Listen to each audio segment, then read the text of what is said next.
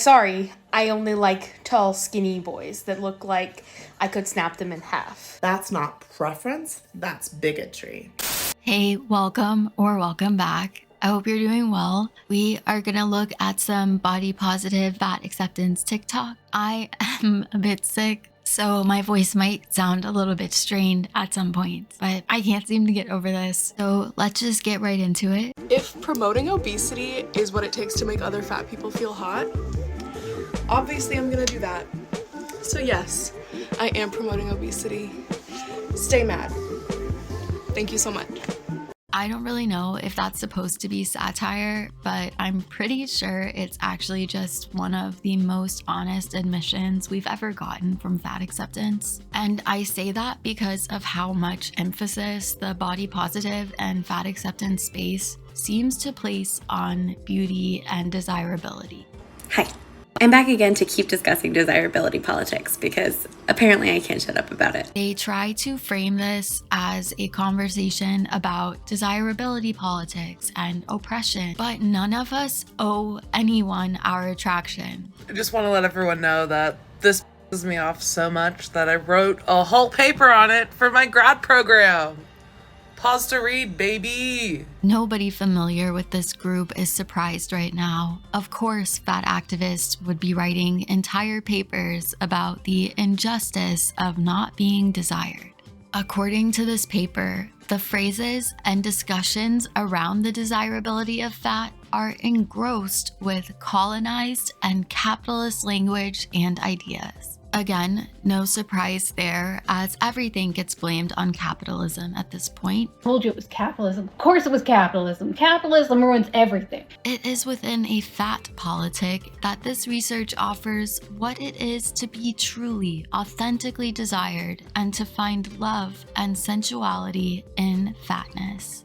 So the world of academia is crumbling apparently, but this person is not alone. There are plenty of fat activists who view this as an injustice, and some of them are extra mad about it. No, it's not a preference. You're just a fatphobic asshole. But when your preferences exclude an entire group of marginalized people, that's problematic. And I think it's sort of an undeniably weird position because the basis for that animosity, that feeling of being wronged, would be feeling owed that attraction. If you're an artist who only draws skinny people, I'm going to assume that you're not able to draw fat people and therefore you're a bad artist.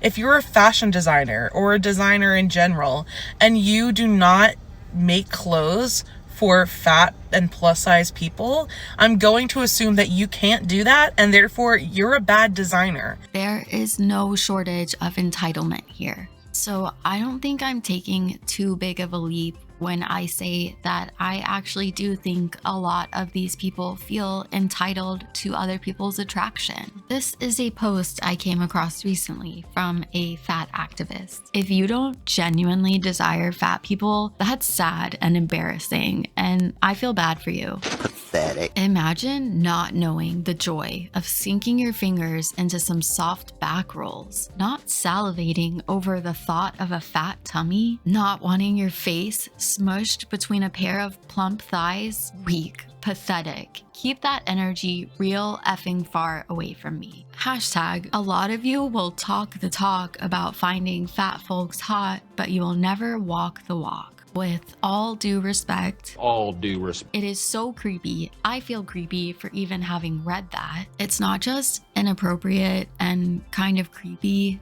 it's also a huge missed opportunity. When you are advocating, the opportunity to find common ground with people is almost invaluable, especially when your rhetoric is as bizarre and extreme as theirs is. Most of us can relate to the feeling of wanting to be attractive, whether it's just feel attractive to ourselves or be seen as attractive by others. It's pretty relatable. But they take this really relatable human experience that a lot of us have and twist it into something completely unrelatable when they start morally blackmailing people. What that looks like here is calling people fatphobic or worse because of their dating preferences. when they're not actually preferences, they're just anti-fat bias. This person being like, stop acting like it's fatphobic to not want to date fat people, which it is. Keep in mind, fat phobia is something that they want people to take seriously. It is a real term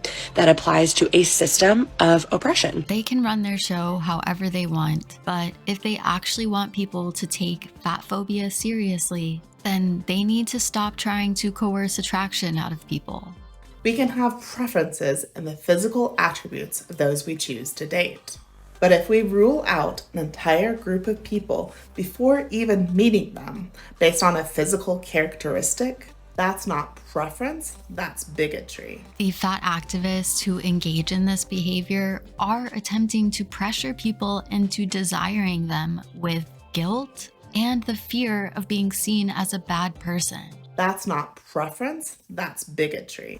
Especially when that physical attribute is associated with a marginalized group. And that's bad enough, but it gets even worse for me when a fat activist suggests that I interrogate my preferences by doing something like seeking out adult content specifically with plus-size bodies. Are you looking at that is reflective of your body or the bodies of individuals who you want to be attracted to? So an exercise that we often do together is by intentionally looking for porn with fat bodies in order to internally interrogate and ask ourselves and have this dialogue with ourselves of, hey, what's coming up for me when I watch this fat porn? Am I feeling disgust? Am I feeling aroused? Am I surprised by that arousal? How can I challenge myself to find, 2 to 3 attractive qualities about this fat body? Well, I won't be doing that. Maybe I'm the one who's wrong, but I really don't think it's actually a social justice issue to try and convince people to find anybody attractive. We all get to decide who we want to share our lives with. We're adults, and to imply that it's unethical, Internalized fat phobia, and how it's not a valid sexual preference. and that maybe those ethics could be corrected by watching some porn. Stop it. Get some help. You know what I want to know? I want to know why it's okay for straight boys to put in their dating profile, whatever app you want to think of. Why it's okay for them to put, sorry, I don't like fat girls, in their bio. I don't know what it's like on the dating apps right now, so I don't know if that's a normal thing to do, but the rest of her TikTok here, I believe she thinks she's making one point, but really she's just demonstrating what we all know. Everyone has their own preferences. But more importantly, why can I, as a fat girl, not put, I only like tall, skinny boys that look like I could snap them in half in my bio? She can do that. Nobody is stopping her from doing that. Because the skinny boys don't think they can date someone like me because they think they have to date a skinny girl. But that's just not really how it works. The majority of people are not picking their partners because they feel like they have to like those kinds of people. when I get messages from fat boys, they overcompensate and tell me how beautiful I am. And don't get me wrong, that's great and all. But I know I'm beautiful, I know I'm successful and stuff. The ending of this TikTok is where she's telling on herself. But they overcompensate because they're the ones that are insecure, and then they portray that on me.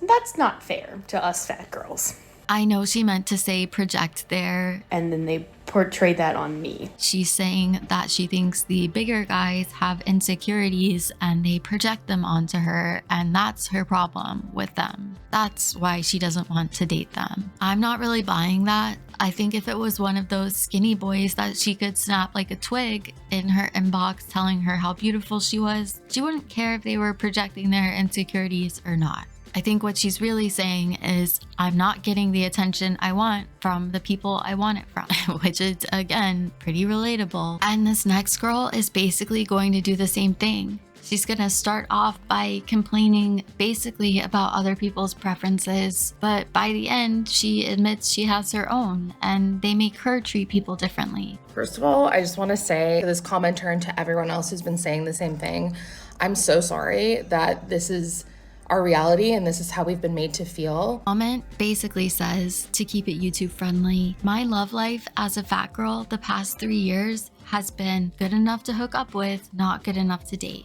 People do treat fat women like this. And unfortunately, in our society, we've made dating conventionally attractive, conventionally hot people a form of social currency. You're almost embarrassed to be seen with someone who doesn't fall under that category. There may be some people who navigate their dating life like that, but it is not the majority. Conventionally attractive people are desired for more reasons than social currency. My reality as well. A lot of people want to hook up. Almost no one wants to actually date. Like very, very few. And the ones who do, I'm kind of like, ugh, I don't like you. That's a whole other can of worms. It's actually not. It's the same can of worms. And if she and others like her realized that, I think they would be a lot less frustrated in their dating lives. She has guys that she is at least talking to that are interested in more, but she's viewing them. I'm kind of like, ugh, I don't like you. I think a much better angle to approach this from is advocating that people don't need to be rude if they don't find someone attractive. Let's talk about all the backlash I get for being fat. I have been plus size my whole life. Always been a big bitch. So what makes you think the comments that people say about me, I haven't already thought about myself before? And the fact that you think I care about, oh, you're fat, oh, you're a whale, why don't you go lose weight? Whether it bothers her or not, I'm sure it would bother a lot of people. I can't think of too many animals that I would be excited to be compared to. With everything we just looked at, I want to pose the question here at the end. Do you think that fat acceptance and body positivity are promoting obesity in order to make plus-size people feel hot? If promoting obesity is what it takes to make other fat people feel hot, obviously I'm gonna do that. So yes, I am promoting obesity. Stay mad. Thank you so much. I'm really curious because I think it's actually something that makes sense. That's not me saying that it's right or that it's correct, but it's at least logically sound. I want to end this one on a high note, so we are gonna look at a weight loss progress before we go. Thank you so much for being here. What is discipline? Discipline is when you don't feel like it, but you do it anyway. Discipline is when you are tired. You want to turn off the alarm and sleep in, but you get your up and do what needs to be done. So it's time to become unbeatable and conquer the world.